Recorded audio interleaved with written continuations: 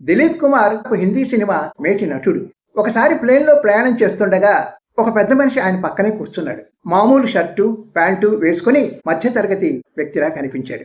మిగిలిన ప్రయాణికులు దిలీప్ కుమార్ ను గుర్తించినా ఆ పెద్ద మనిషి న్యూస్ పేపర్ చదువుకుంటూ టీ తాగుతూ కూర్చున్నాడు. దిలీప్ కుమార్ ఆయనను పలకరించాలని నవ్వాడు. ఆయన చిరునవ్వుతో హలో అన్నాడు. మాటల మధ్యలో సినిమాలు చూస్తారా అని అడిగాడు. చాలా రోజుల క్రితం నేను ఒక సినిమా చూశాను, మీరేం చేస్తుంటారు అని అడిగాడు. కంగు తిన్న దిలీప్ కుమార్ నేను ఒక సినిమా నటుడిని అని చెప్పుకున్నాడు. అద్భుతం అంటూ తన పేపర్లో మునిగిపోయాడు. ప్లేన్ దిగుతూ మీతో ప్రయాణం చేయడం నాకు చాలా ఆనందంగా ఉంది, నా పేరు దిలీప్ కుమార్ అని పరిచయం చేసుకున్నాడు. ఆయన షేక్ హ్యాండ్ ఇస్తూ మీతో ప్రయాణం చేయడం నాకు కూడా చాలా ఆనందంగా ఉంది, నా పేరు జేఆర్డి టాటా.